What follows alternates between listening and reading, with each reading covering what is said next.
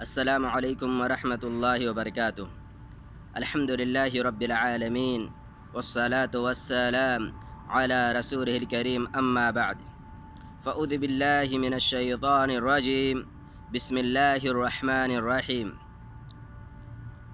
پیارے سامعین، درس حدیث کے اس پروگرام میں آپ کا استقبال ہے، آپ کا بھائی آفاق احمد صنابری۔ پیارے سامعین، ہماری آپ سے گفتگو چل رہی تھی درس حدیث کے اس پروگرام کے اندر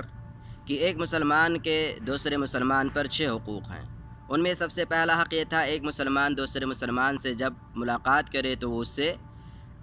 سلام کرے۔ نمبر 2 یہ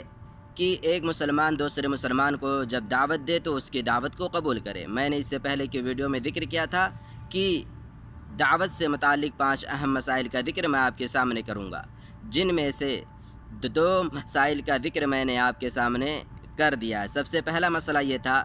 کہ حدیث کے اندر دعوت سے مراد عمومی دعوت ہے یا پھر ولیمے کی دعوت ہے۔ نمبر 2 یہ تھا کہ حدیث کی دعوت قبول کرنا واجب ہے یا سنت ہے۔ آج ہمارا تیسرا مسئلہ یہ ہے کہ اگر کوئی کسی کو دعوت دے اور وہ اس کی دعوت قبول کرنے سے معذور ہو تو اس کا حکم کیا ہے۔ معذور اس طور پر کہ وہ شخص اس سے کافی دوری پر واقع ہے، یا یہ کہ وہ شخص آفس میں کام کر رہا ہے اور آفس سے اس کو چھٹی نہیں ملی کہ وہ اس شخص کی دعوت میں شرکت کر لے، تو اس کا حکم کیا ہے۔ پیارے سامعین، آپ جانتے ہیں اگر وہ شخص واقعتاً معذور ہے اس کی دعوت میں شرکت کرنے سے، مثلاً یہ کہ اسے آفس سے چھٹی ہی نہیں ملی، تو اس کا یہ عذر مقبول ہوگا، اور اگر وہ دعوت چھوڑ دیتا ہے تو وہ گنہگار نہیں ہوگا، کیونکہ وہ معذور ہے۔ معذوری کی شکل میں وہ گنہگار نہیں ہوگا۔ اور جس شخص نے دعوت دیا ہے اسے چاہیے کہ وہ اس کا عذر قبول کر لے اور اپنے دل کے اندر کسی طرح کا خیال نہ لائے کہ وہ اس وجہ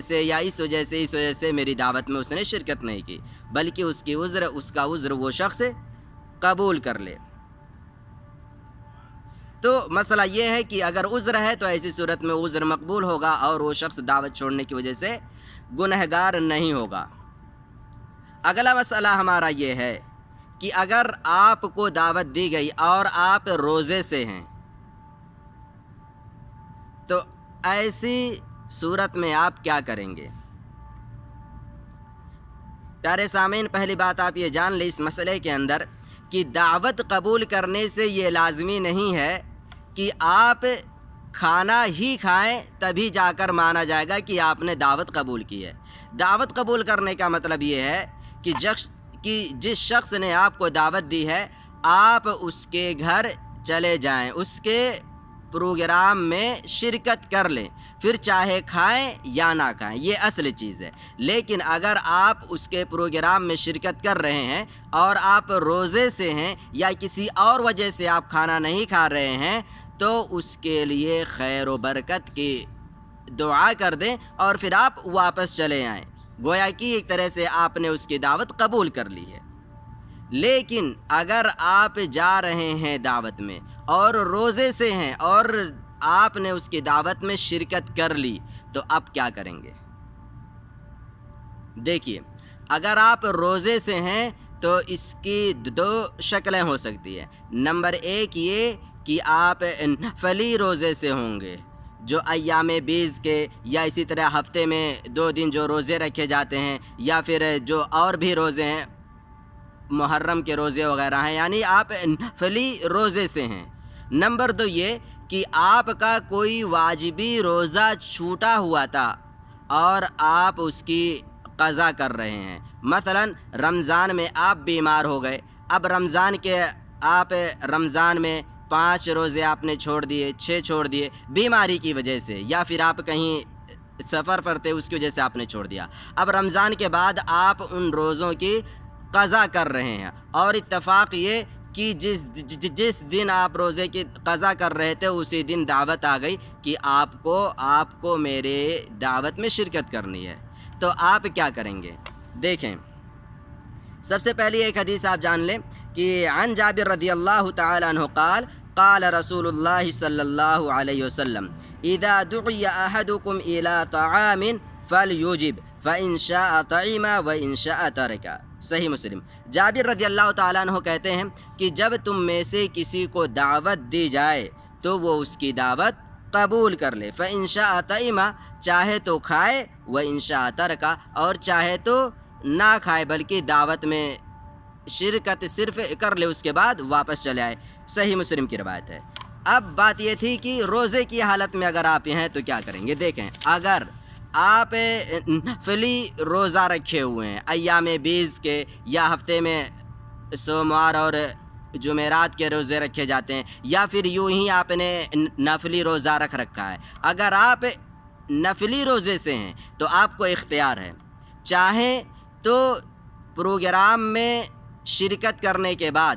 آپ روزہ توڑ دیں، آپ کو اختیار ہے پورے دن کے کسی بھی حصے میں، آپ چاہیں تو آپ روزہ توڑ سکتے ہیں، اور چاہیں تو آپ روزہ نہ توڑیں بلکہ اس کے یہاں چلے جائیں اور اس کے لیے خیر و برکت کی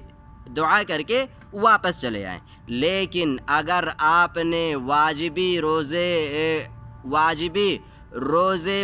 وہ ایک طرح سمجھے، آپ نے اگر واجبی روزے کی قضا کر رہے ہیں، رمضان کا روزہ آپ نے چھوڑ رکھا، اب اسے بعد میں بھر رہے ہیں،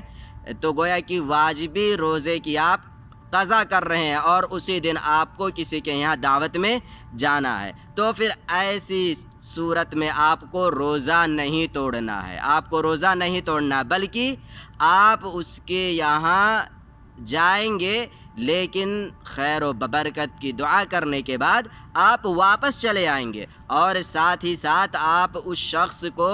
بتلا بھی دیں گے کہ میں روزے سے ہوں، آج واجبی روزے کی قضا کر رہا ہوں، اس وجہ سے میں کھانا نہیں کھا سکتا ہوں،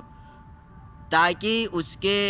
دل و دماغ میں کسی طرح کا خیال نہ آئے، وسوسہ نہ آئے، اور وہ آپ کے تعلق سے حسن ظن کا شکار ہونے کے بجائے بدظنی کا شکار ہو جائے۔ تو یہ مسئلہ ہے کہ اگر واجبی روزے کی قضا کر رہے ہیں تو آپ دعوت میں شرکت کریں گے لیکن روزہ نہیں توڑیں گے، لیکن اگر آپ نے نفلی روزہ رکھ رکھا ہے تو پھر ایسی صورت میں آپ کو اختیار ہے، چاہیں تو آپ چھوڑ دیں اور چاہے تو آپ اپنا روزہ نہ توڑیں۔ دیکھیے، ابو ہریرہ رضی اللہ تعالیٰ عنہ کی ایک حدیث ہے،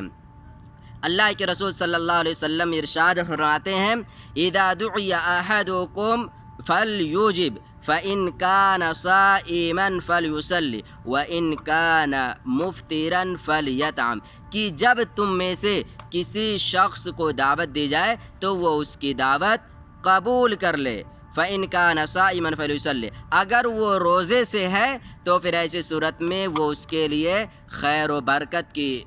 دعا کر کے واپس چلائے، وَإِن كَانَ مُفْطِرًا فَلْيَطْعَمْ، اور اگر روزے سے نہیں ہے تو ایسی شکل میں وہ کھانا کھا لے، اس کے بعد واپس چلائے۔ صحیح مسلم کی یہ روایت ہے۔ دیکھیے، اگلا مسئلہ ہمارا جو یہ ہے کہ اگر کوئی غیر مسلم آپ کو دعوت دیتا ہے، کافر، مشرک، یہودی، کوئی بھی شخص آپ کو دعوت دیتا ہے تو اس کی دعوت آپ کو قبول کرنا ہے یا نہیں۔ اصل مسئلہ یہ ہے کہ اگر کوئی غیر مسلم آپ کو دعوت دے رہا ہے تو اس کی دعوت قبول کرنا آپ کے لیے واجب نہیں ہے بلکہ جائز ہے، کیونکہ حدیث کے اندر جو حقوق بیان کیے گئے ہیں ان حقوق کا تعلق مسلمانوں کا آپس سے ہے، غیر مسلم سے نہیں ہے، لہذا پتہ یہی چلا کہ دعوت کسی غیر مسلم کی قبول کرنا آپ کے لیے جائز ہے، واجب نہیں۔ اگر آپ چھوڑ دیتے ہیں تو آپ گنہگار نہیں ہوں گے، لیکن اس مسئلے کے اندر تھوڑی سی تفصیل ہے، اور وہ تفصیل یہ ہے کہ اگر کوئی غیر مسلم آپ کو دعوت دیتا ہے اور آپ کے دعوت قبول کرنے کی وجہ سے کفر کی تعظیم لازم آ رہی ہے، یا ایک طرح سے کہہ لیں کہ کفر کو بڑھاوا مل رہا ہے، یا یہ کہ وہاں پر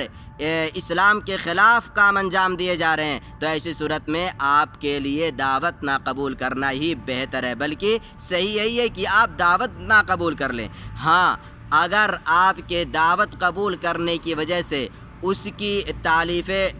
قلب ہو رہی ہے اور آپ کو یہ احساس ہو رہا ہے کہ میری دعوت قبول کرنے کی وجہ سے ہو سکتا ہے وہ اسلام کو سمجھنے کی کوشش کریں، تو آپ